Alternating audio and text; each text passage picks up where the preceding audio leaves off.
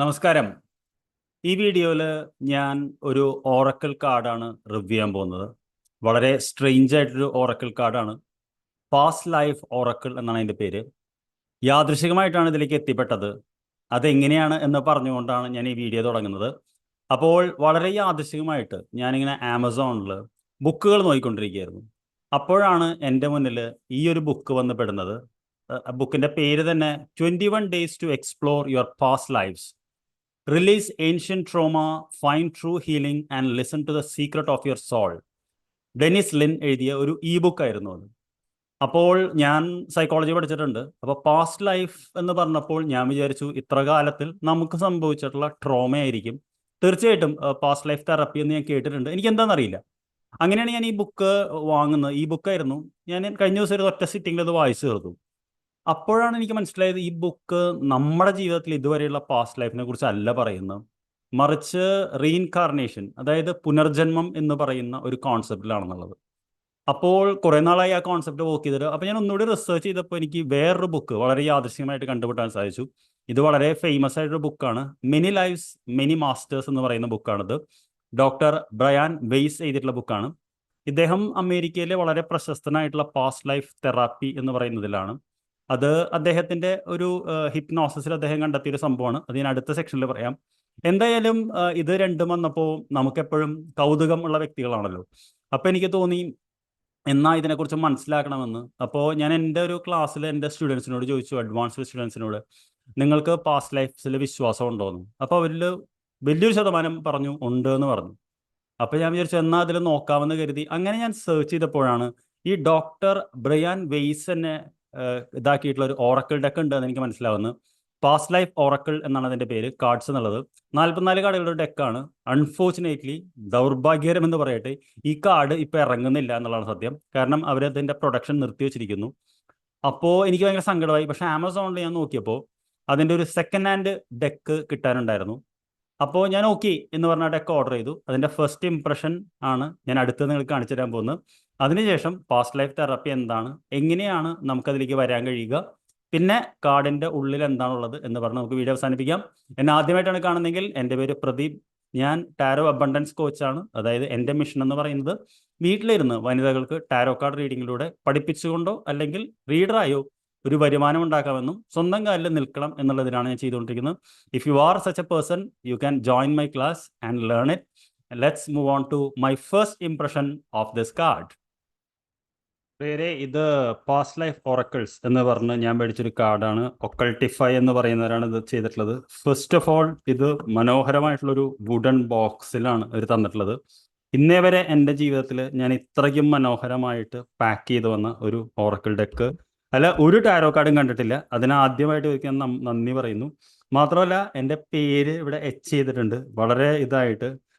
അപ്പോൾ അൾട്ടിമേറ്റ്ലി എന്താണ് ഇതിൻ്റെ ഉള്ളിലെന്ന് അറിയാൻ എനിക്ക് ആകാംക്ഷയുണ്ട്. അപ്പോൾ ഞാൻ നിങ്ങളുടെ മുന്നിൽ വെച്ചിട്ട് തുറക്കാൻ നോക്കുകയാണ്. അപ്പോൾ സത്യം പറഞ്ഞാൽ നിങ്ങൾക്കറിയാമല്ലോ, എപ്പോഴും ടാരോ എന്ന് പറയുന്ന ഒരു വുഡൻ ബോക്സിലാണ് നമ്മൾ സൂക്ഷിക്കേണ്ടതെന്ന് പറയും. പക്ഷേ എപ്പോഴും നമ്മൾ എക്സ്ട്രാ കാശ് കൊടുത്ത് വാങ്ങുകയാണ് ചെയ്യാറ്. ഈ ബോക്സ് എങ്ങനെ നോക്കിയാലും ഒരു 400 മുതൽ 500 രൂപയുടെ വിലയുണ്ട്. ഇറ്റ്സ് വെരി ഗുഡ് ക്വാളിറ്റി എന്ന് തന്നെ പറയണം. ഇവിടെ ചെറിയൊരു ലോക്ക് കാണാം, വളരെ മനോഹരമായിട്ട്. നമുക്ക് ഓപ്പൺ ചെയ്ത് നോക്കാം എന്താണ് ഇതിൻ്റെ ഉള്ളിലെന്ന് അറിയാൻ. ഞാൻ ആദ്യമായിട്ടാണ് നോക്കുന്നത്. Wow, it's superbly done. ഇതിൻ്റെ ഉള്ളിൽ മനോഹരമായിട്ടുള്ള ആ ഒരു ഇതിൻ്റെ ഉള്ളിലാണ് ഇത് വരുന്നത്. It's nicely done. ഇത് with divine blessings energised by master occultist എന്ന് പറഞ്ഞ് ഇവർ ഡോക്ടർ ഇത് സൈൻ ചെയ്തിട്ടുണ്ട്. ഇത് ശരിക്കും ഫസ്റ്റ് ഹാൻഡും സെക്കൻഡ് ഹാൻഡും ഇതുകൊണ്ട്. ഇത് സത്യം പറഞ്ഞാൽ ഒറിജിനൽ ഇതിപ്പോൾ ഇറങ്ങുന്നില്ല. അതുകൊണ്ട് ഇതിൻ്റെ വേർഷൻ എന്താ പറയുക ചെയ്യുകയാണ് ചെയ്യുന്നത്. നിങ്ങൾ നോക്കിക്കഴിഞ്ഞാൽ കാർഡ് ഇറ്റ്സ് ഓക്കെ എന്ന് വേണം പറയാൻ, കുഴപ്പമില്ല. അതായത് നമുക്ക് ഭയങ്കരമായിട്ടുള്ള ഇതെന്ന് പറയാനില്ല. പക്ഷെ എന്നാലും നമുക്കിത് വളരെ എന്താ പറയുക രസകരമായിട്ടുള്ള angels, authority figures, atlas, Asia എന്ന് പറഞ്ഞ് ഇതിൽ ഒരു ഗൈഡ് ബുക്കൊന്നും വരുന്നില്ല. പക്ഷേ നമ്മൾ ഓവറോൾ ഇത് എന്താണെന്നുള്ളത് ഞാൻ വേറെ ഇതിൽ കാണിച്ചു തരാം. അടിപൊളി. അപ്പോൾ അതാണ് എൻ്റെ first impression. I was really amazed by the എന്താ പറയുക, സോറി ഇംഗ്ലീഷ് കയറി വന്നതിന്, by the quality of the box and card. അത്രയ്ക്കും പെർഫെക്റ്റ് അല്ല, പക്ഷെ ഞാനൊരു കുറ്റം പറയില്ല, ആ കാർഡ് അവൈലബിൾ ആക്കിയതുകൊണ്ട്. അപ്പോൾ ഇനി അടുത്ത കോൺസെപ്റ്റ് എന്ന് പറയുന്നത് എന്താണ് പാസ്റ്റ് ലൈഫ് തെറപ്പി എന്ന് പറയുന്നതാണ്. പാസ്റ്റ് ലൈഫ് തെറപ്പി എന്ന് നമ്മൾ മനസ്സിലാക്കണമെങ്കിൽ നമ്മൾ ആദ്യം ബ്രയാൻ വെയ്സ് എന്ന് പറയുന്ന സൈക്കാർട്ടിസ്റ്റിൻ്റെ ഇതിലേക്ക് തന്നെ പോകണം. അദ്ദേഹം ഒരു ഹിപ്നോ തെറാപ്പിസ്റ്റും ആയിരുന്നു. അദ്ദേഹമാണ് ഈ പാസ്റ്റ് ലൈഫ് റിഗ്രഷൻ തെറാപ്പി എന്ന് പറയുന്നത് പൈനിയർ ചെയ്യുന്നത്, ആദ്യമായിട്ട് കൊണ്ടുവരുന്നത്. ഞാൻ അദ്ദേഹത്തിൻ്റെ ബുക്കിനെ പറ്റി പറഞ്ഞു, many lifes and many masters. നിങ്ങൾക്ക് താല്പര്യം ഉണ്ടെങ്കിൽ വായിച്ചു നോക്കാം. ഇംഗ്ലീഷാണ്, മലയാളത്തിൽ അവൈലബിൾ ആണെന്ന് എനിക്കറിയില്ല. മിക്കവാറും ട്രാൻസ്ലേഷൻ ഉണ്ടാവണം, കാരണം ഒരുപാട് ഭാഷയിലേക്ക് ട്രാൻസ്ലേറ്റ് ചെയ്തിട്ടുണ്ട്. അതിൽ അദ്ദേഹത്തിൻ്റെ ഒരു എക്സ്പീരിയൻസ് ആണ് പറയുന്നത്. അതായത് അദ്ദേഹം ഒരു പേഷ്യൻറ്റിനെ ട്രീറ്റ് ചെയ്യുമ്പോൾ ആ പേഷ്യൻറ്റിന് എന്താ പറയുക, നമ്മുടെ സാധാരണ ഡയഗ്നോസിസിലൊന്നും അസുഖത്തിൻ്റെ രോഗലക്ഷണം കണ്ടുപിടിക്കാൻ പറ്റുന്നില്ല. പക്ഷേ ഇവർ ഹിപ്നോട്ടിസം നിങ്ങൾക്കറിയാലോ, ഹിപ്നോട്ടിക് തെറാപ്പി ചെയ്യുമ്പോഴാണ് ഇദ്ദേഹത്തിന് മുൻജന്മങ്ങളിലുള്ള ചില കാര്യങ്ങൾ ഓർമ്മയുണ്ടെന്ന് മനസ്സിലായത്. അപ്പോൾ സത്യം പറഞ്ഞാൽ ഈ മുൻജന്മങ്ങളിലുള്ള ഓർമ്മ എന്ന് പറയുന്നത് ഭയങ്കര ഡിബേറ്റബിൾ ആണ്. കാരണം നമ്മൾ ഉണ്ടാക്കുന്നതാണോ ഇതൊന്നും അറിയില്ല. അതുകൊണ്ട് അത് സയൻറ്റിഫിക്കലി പ്രൂവണുമല്ല. ഞാൻ ഇതിലൊരു എക്സ്പേർട്ടുമല്ല. ഞാനിതിൽ വളരെ തുടക്കക്കാരനാണ്. പിന്നെ എൻ്റെ അറിവ് ഞാൻ പങ്കുവയ്ക്കുക എന്ന ഒരു ശബ്ദം എടുത്തിട്ടുള്ളതാണ് നിങ്ങളോട് പങ്കുവയ്ക്കുന്നത്. അതുകൊണ്ട് നിങ്ങൾ നിങ്ങളുടേതായിട്ടുള്ള അറിവും ബുദ്ധിയും ഉപയോഗിക്കണം. വളരെ വിമർശനാത്മകമായി മാത്രമേ ഇത് കാണാവൂ എന്നാണ് എനിക്ക് അഭിപ്രായം ഉള്ളത്. എന്തായാലും അദ്ദേഹത്തിന് ഒരു കാര്യം മനസ്സിലായത് എന്താ വെച്ച് കഴിഞ്ഞാൽ, ചിലപ്പോൾ നമ്മുടെ ഉള്ള ചില ഫോബിയാസ്, അതായത് ചില ഭയങ്ങൾ അല്ലെങ്കിൽ ചില അസുഖങ്ങൾ, അതിന് എന്ത് നമ്മൾ നോക്കിയാലും നമുക്കൊരു ഇത് കിട്ടില്ല. അല്ലെങ്കിൽ നമ്മുടെ ചില റിലേഷൻഷിപ്പ് ഇഷ്യൂസ് ചില ആളുകളുമായിട്ട്, ഇത് മൂന്നും ഒരു പക്ഷേ പാസ്റ്റ് ലൈഫ്സ് എന്ന് വെച്ചാൽ നമുക്ക് ഒരുപാട് ജന്മങ്ങളുണ്ടെന്നുള്ളതല്ല, പക്ഷെ എന്നാലും ചില ജന്മങ്ങൾ ഉണ്ടാവാം, അതിൽ ചില ട്രോമ ആയിരിക്കാം എന്നാണ് പറയുന്നത്. ഉദാഹരണത്തിന് അദ്ദേഹം തന്നെ ഒരു കഥ പറയുന്നുണ്ട്.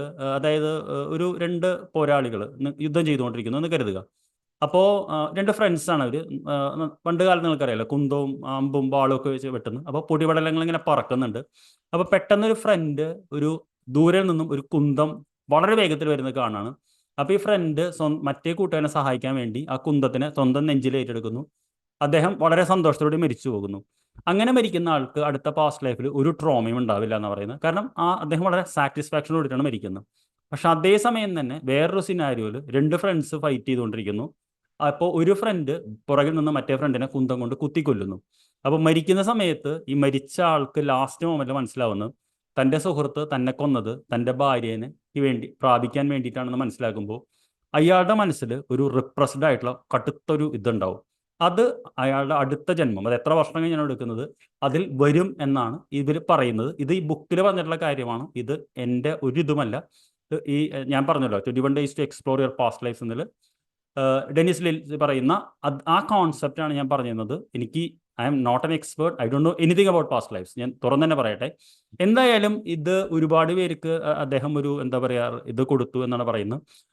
അതുകൊണ്ടാണ് അദ്ദേഹം എന്താ പറയുന്നത്, ഈ പാസ്റ്റ് ലൈഫിൻ്റെ തെറാപ്പിയുടെ ഇമ്പോർട്ടൻസ് പറയുന്നത്.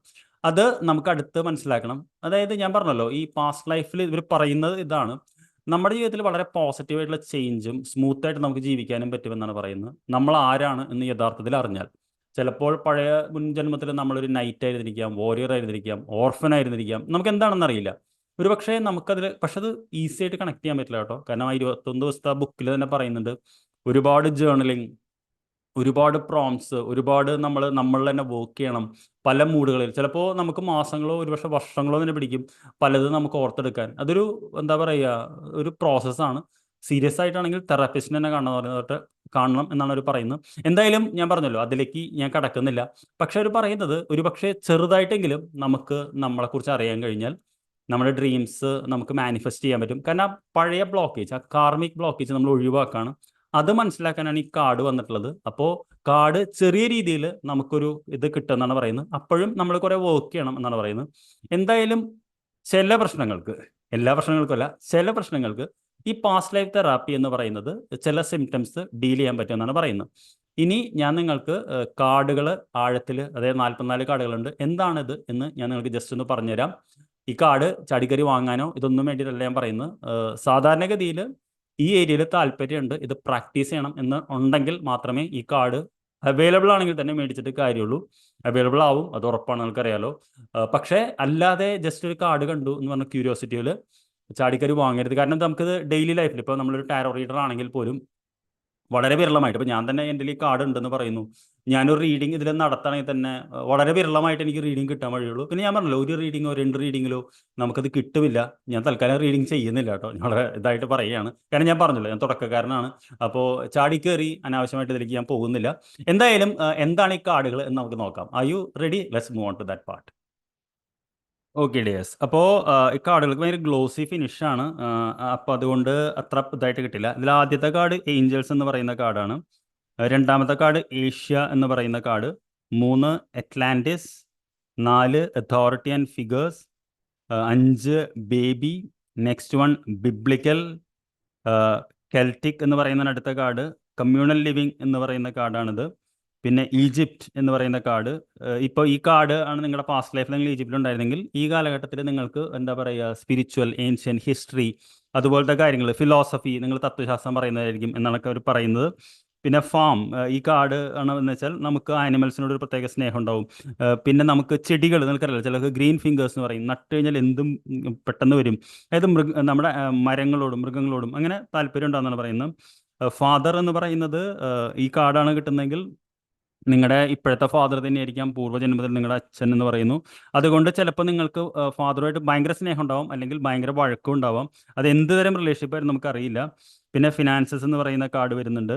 ഫുഡ് ആൻഡ് ഹങ്കർ എന്ന് പറഞ്ഞാൽ നിങ്ങൾക്കറിയാം, നമ്മൾ മുൻപത്തെ ഇതിൽ ഒരുപക്ഷെ പട്ടിണി കിടന്നിട്ടുണ്ടാവുന്നുള്ളതാണ്. ഫോർഗിവ്നെസ് എന്ന് പറയുന്ന കാർഡ് വരുന്നുണ്ട്.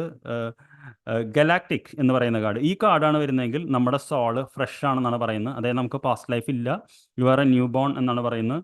പിന്നെ ഗ്രീസോ റോമൻ എന്ന് പറയുന്നത്, പിന്നെ ഹെൽത്ത് എന്ന് പറയുന്നത്. ഇതാണ് നമ്മൾ പണ്ട് കാലത്ത് മെഡിക്കൽ പ്രൊഫഷനിൽ ഹീലറായിരുന്നു എന്നാണ് അവർ ഉദ്ദേശിക്കുന്നത്. ഹൈപ്രീസ്റ്റ് ഓർ ഹൈപ്രീസസ് എന്ന് പറഞ്ഞാൽ പ്രീവിയസ് ലൈഫിൽ നമ്മൾ ഇതേപോലെ. അപ്പോൾ ഇവർ പറയുന്നത് വെച്ചാൽ നമ്മൾ മുൻപത്തെ ജന്മത്തിലൊരു പ്രീസ്റ്റോ നണ്ണോ എന്തെങ്കിലും ആയിരുന്നെങ്കിൽ ഈ ജന്മത്തിൽ നമുക്ക് അന്ന് നമ്മളൊരു പ്രതിജ്ഞ എടുത്തിട്ടുണ്ടാവുമല്ലോ, ഈ സെലിബസി എന്ന് പറയുന്നത്, അതായത് വിവാഹം കഴിക്കില്ല എന്ന്. ഈ ജന്മത്തിൽ നമുക്ക് റിലേഷൻഷിപ്പ് ഇഷ്യൂ ഉണ്ടാവും. അപ്പോൾ നമ്മളത് എന്താ പറയുക, ഹീലിംഗ് ചെയ്തത് ഒഴിവാക്കണമെന്നാണ് പറയുന്നത്. ഞാൻ എല്ലാത്തിൻ്റെയും പറയുന്നില്ല. ഇംപ്രസൺമെൻറ്റ് ഓർ സ്ലേവറി എന്ന് പറയുന്നത്, കാർമിക് റിലേഷൻഷിപ്പ് എന്ന് പറയുന്ന കാർഡുണ്ട്. നൈറ്റ്ഹുഡ് എന്ന് പറയുന്നത്, ഇതാണെന്ന് വെച്ചാൽ നമ്മൾ ഒരു വാരിയർ എന്ന് പറഞ്ഞാൽ എല്ലായ്പ്പോഴും പോരാളിയായിരിക്കും എന്നാണ് പറയുന്നത്. അപ്പോൾ ഈ ജന്മത്തിൽ നമ്മൾ എല്ലാത്തിനോടും വെറുതെ കലഹിച്ചുകൊണ്ടിരിക്കും, സത്യത്തിന് വേണ്ടി വാദിക്കും. നമുക്ക് എന്താ പറയുക, ഈ നീതിമാന്മാരായിരിക്കും നമ്മൾ എന്നാണ് പറയുന്നത്. അപ്പോൾ പൊതുവേ അപ്പോൾ അത് അങ്ങനെ കണക്ട് ചെയ്യുന്നതാണ് കേട്ടോ അവർ.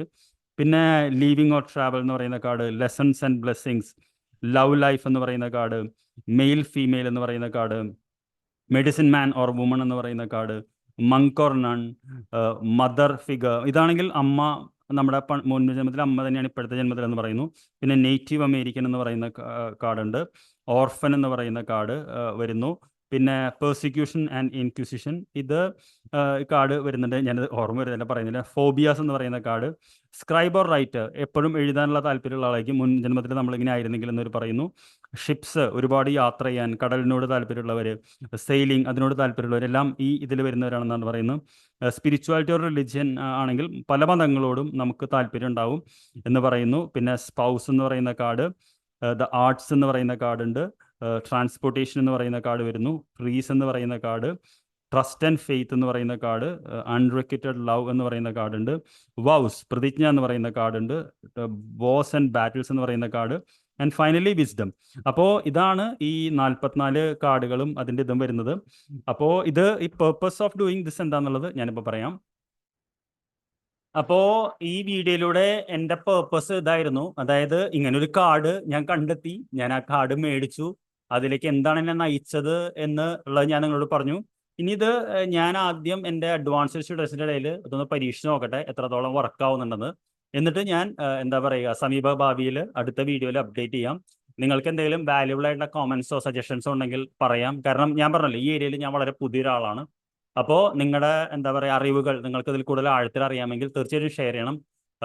ബുക്സോ എന്തും നിങ്ങൾക്ക് റിസോഴ്സ് ഷെയർ ചെയ്യാം. കാരണം ഞാൻ നിങ്ങളുടെ ഒപ്പം പഠിക്കാനും നിങ്ങളുടെ ഒപ്പം വളരാനുമാണ് ആഗ്രഹിക്കുന്നത്. അപ്പോൾ എന്നെക്കാളും അറിവുള്ള വ്യക്തിയാണ് നിങ്ങൾ. എല്ലാവരും അങ്ങനെ തന്നെയാണ്. അപ്പോൾ നിങ്ങളുടെ അറിവ് എനിക്ക് പങ്കുവയ്ക്കുന്നതിലൂടെ എനിക്കത് നാളെ മറ്റൊരാൾക്ക് ഷെയർ ചെയ്യാൻ പറ്റും. അപ്പോൾ നന്ദി, നമസ്കാരം. I will see you in another video. അതുവരെ this is your trainer Pradeep signing off. Bye by.